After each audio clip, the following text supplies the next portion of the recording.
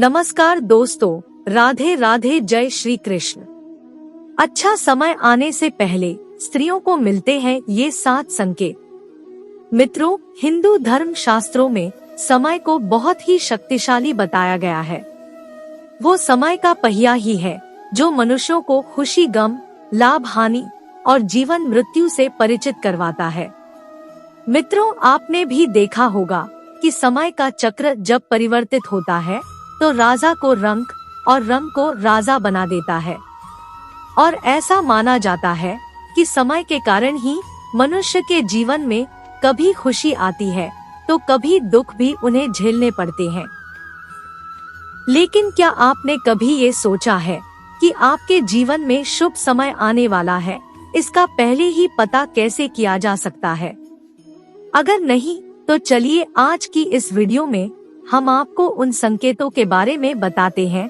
जिन्हें जानने के बाद आप भी अपने जीवन में होने वाले बदलाव का अंदाजा पहले ही लगा सकेंगे, जिसके बारे में भगवान श्री कृष्ण ने स्वयं नारद जी को बताया था। हिंदू धर्म ग्रंथों में वर्णित एक कथा के अनुसार जब एक दिन नारद जी भगवान श्री कृष्ण से मिलने आए तो उन्होंने भगवान से पूछा, हे नारायण, कृपया कर ये बताइए कि कोई भी मनुष्य अपने जीवन में आने वाले शुभ समय के बारे में पहले से ही कैसे जान सकता है? तब भगवान कृष्ण ने उत्तर दिया, हे देवर्षि, मैं स्वयं मनुष्यों को समय परिवर्तित होने से पहले ही कुछ संकेत पशु पक्षियों, छोटे बच्चों और अपने भक्तों द्वारा पहुंचाता हूँ, जिन्हें ज्ञानी मनुष्य तो समझ लेते हैं लेकिन अज्ञानी मनुष्य उन्हें भाप नहीं पाते। हे देवर्षि, इन संकेतों में से सबसे पहला संकेत ये है कि जब किसी मनुष्य की आंखें ब्रह्मा मुहूर्त में अक्सर खुलने लगती है और उसे ईश्वर का स्मरण स्वतः ही होने लगता है, या फिर मनुष्यों को ऐसा प्रतीत होने लगता है कि उन्हें कोई और किसी दिशा की ओर ले जा रहा है, तब ऐसे मनुष्यों को ये समझ लेना चाहिए कि आने वाले समय में उनके भाग्य का द्वार खुलने वाला है और उन्हें कामयाबी की नई राह मिलने वाली है। ऐसे समय में मैं स्वयं मनुष्यों की सहायता करता हूँ। तो मित्रों, अगर आपकी भी आंखें अचानक से ब्रह्मा मुहूर्त में खुलने लगी हो और आपने अपने जीवन में ऐसा बदलाव महसूस किया हो तो नीचे कमेंट करके अवश्य बताएं। इसके बाद श्री कृष्ण दूसरे संकेत के बारे में बताते हुए नारद जी से कहते हैं, हे ब्रह्मा पुत्र, जब कोई मनुष्य प्रसन्न रहने लगता है या फिर उसके चेहरे पर हर वक्त मुस्कान दिखाई दे, अर्थात वो मुस्कान से भरा हुआ रहता हो, और ऐसा मनुष्य जब अपने क्रोध पर विजय प्राप्त कर लेता है तो उसे समझ लेना चाहिए कि उसके जीवन में अब खुशियों की बारिश होने वाली है। ऐसा मनुष्य जब किसी चीज के बारे में सोचता है तो उसे उम्मीद से भी ज्यादा मिलता है।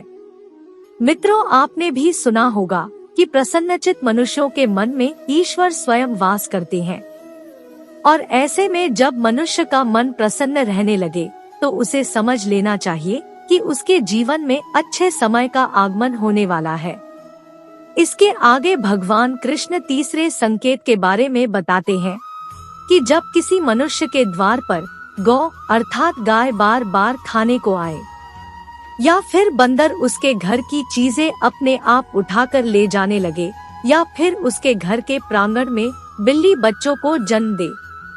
या फिर पक्षी उसके घर में आकर अपना बसेरा बनाए और चहकने लगे, तब मनुष्य को समझ जाना चाहिए कि आने वाला समय उसको पहले से और ज्यादा शक्तिशाली बनाने वाला है और वे अपने जीवन में नई नई ऊंचाइयां छूने वाला है। इसके बाद चौथे संकेत के बारे में बताते हुए भगवान कृष्ण कहते हैं, जब किसी मनुष्य के घर पर छोटे बच्चे बिना बुलाए बार बार आकर खेलने लगे या फिर उन्हें देखकर बार बार मुस्कुराए, तो ऐसे में उस मनुष्य को भी समझ जाना चाहिए कि उनका आने वाला समय खुशियों से भरा होने वाला है और नए रिश्ते उनसे जुड़ने वाले हैं।